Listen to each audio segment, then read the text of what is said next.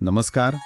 आज आपण आपल्या रोजच्या जगण्यातल्या काही अगदी ओळखीच्या पण कधीकधी थोड्या विचित्र वाटणाऱ्या पारंपरिक मराठी नियमांवर जरा गप्पा मारूया. हो ना. म्हणजे बऱ्याचदा आपण ऐकतो की हे असं करू नये किंवा ते तसं ठेवू नये. बरोबर. पण ह्या सूचनांमागे नेमकं काय असेल, कधी विचार केलाय? हां. आणि गंमत म्हणजे यामागची कारणं शोधायला लागलत की अनेकदा खूप रंजक गोष्टी कळतात. आजची आपली ही चर्चा आहे ना, ती चांगल्या सवयींचे पारंपरिक विज्ञान यातील काही विचारांवर आधारित आहे. अच्छा. आपला उद्देश हा आहे की या जुन्या समजुतींमागची पारंपरिक कारणं काय होती, त्यात काही व्यावहारिक शहाणपण होतं का आणि आजच्या काळात त्यांचं काही महत्त्व आहे का हे बघणं. अगदी. म्हणजे निव्वळ अंधश्रद्धा म्हणून सोडून देण्याऐवजी त्यामागचा विचार समजून घ्यायचा प्रयत्न करूया. हो. सुरुवात एका अगदी साध्या नियमापासून करूया का? हो. की रात्री लिंबू कापू नये. आता आजकाल हे जरासं वेगळं वाटू शकतं, हां. कारण आपल्याकडे फ्रीज आहे, चांगली लाईटची सोय असते. पण पूर्वी असं का म्हणायचे? याची मुळं आहेत ना, त्या काळच्या परिस्थितीत आणि जीवनशैलीत आहेत. म्हणजे बघायला गेलं तर पहिली गोष्ट म्हणजे पूर्वी रात्री दिवे कसे असायचे. अगदी मर्यादित प्रकाश असायचा. हो, खऱ्या रे. मग त्या अंधुक प्रकाशात कापताना इजा व्हायची शक्यता. आणि दुसरं जास्त महत्वाचं कारण म्हणजे स्वच्छतेचा मुद्दा. स्वच्छता कशी? म्हणजे रात्री कापलेलं लिंबू समजा उघडं राहिलं तर त्याचा जो वास असतो त्याकडे कीटक पटकन आकर्षित होतात. अरे हो. मग घरात माशा, मुंग्या, दुसरे किडे आले की अस्वच्छता वाढते, रोगांना आमंत्रण मिळतं. बरोबर आहे. आणि आताच्या विज्ञानाच्या दृष्टीने पाहिलं तरी कापलेल्या लिंबामधलं व्हिटॅमिन सी वगैरे जे आहे ते हवा आणि प्रकाशाने कमी होतं. आणि उघड्यावर ठेवलेल्या रसामुळे फूड पॉइझनिंगचा धोका पण असतोच की. अगदी. म्हणजे मूळ काळजी तीच आरोग्य आणि स्वच्छता. हां. आता असाच एक दुसरा नियम, झाडू. झाडू कधी उभी ठेवू नये म्हणतात. यामागे काय असेल? फक्त धार्मिक कारण? अनेकांना वाटतं की झाडू म्हणजे लक्ष्मीचं प्रतीक आहे, म्हणून तिला उभं ठेवणं म्हणजे तिचा अपमान, ती पडू शकते, पायाखाली येऊ शकते वगैरे. हो, हे ऐकलंय. पण या पलीकडे काही व्यावहारिक कारण आहे का? नक्कीच आहे. यात आहे ना एक महत्वाचा संस्कार दडलेला आहे. तो म्हणजे आपल्या रोजच्या वापरातल्या वस्तूंची काळजी घेणं, त्यांचा आदर करणं. अच्छा. झाडूसारखी वस्तू जी आपलं घर स्वच्छ ठेवते तिची नीट काळजी घ्यायला हवी. उभी ठेवली तर तिचे जे केस असतात ते वागतात, खराब होतात लवकर. खरं आहे की नाही? तिला योग्य जागी, आडवं आणि सुरक्षित ठेवलं की तिचं आयुष्य वाढतं आणि पर्यायाने घराची स्वच्छता जपायला मदत होते. म्हणजे वस्तूंचं महत्त्व ओळखण्याचा हा विचार आहे. किती साधा नियम, पण त्यातून वस्तू जपायची शिकवण. आता अजून एक स्वयंपाकघरातला नियम आठवला. लोणच्याच्या बरणीत थेट हात नाही घालायचा. ह्याचं कारण तर अगदी स्पष्ट असावं नाही का? हो, हे तर अगदी सरळ आहे. मुख्य कारण म्हणजे स्वच्छता आणि टिकवण क्षमता.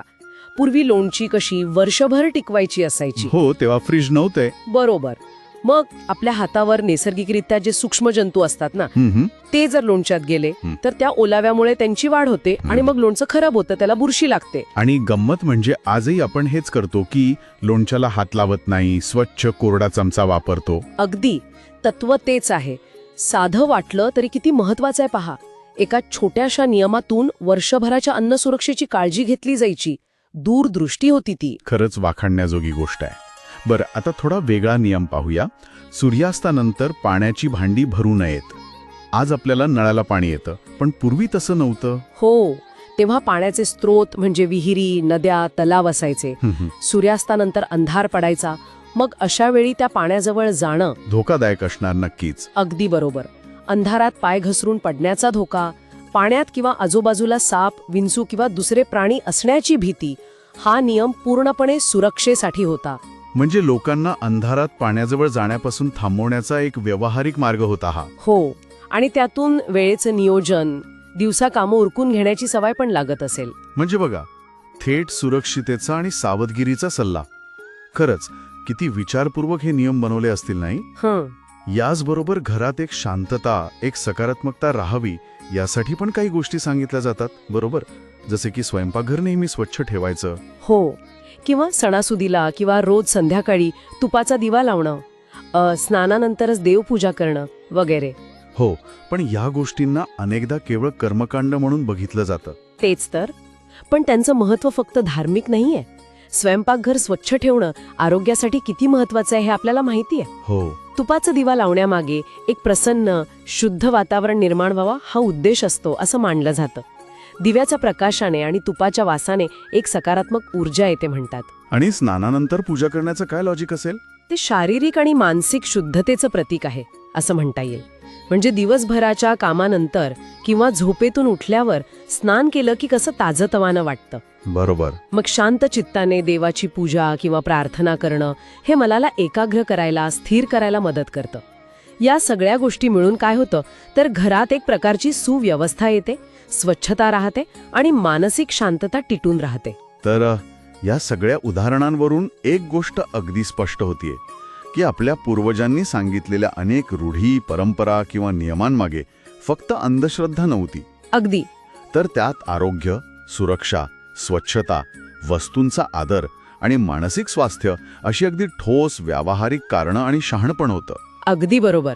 आता काळ बदललाय, आपली साधनं बदलली आहेत, त्यामुळे कदाचित काही नियम आज तसेच्या तसे लागू होणार नाहीत.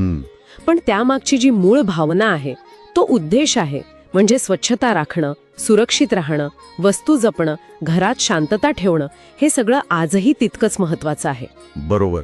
त्यामुळे या परंपरांकडे केवळ जुनं ते सोनं किंवा उलटटाटव जुनाट असं टोकाचं न पाहता त्यामागचा विचार समजून घेणं जास्त गरजेचं आहे. हो, नक्कीच. खरंच.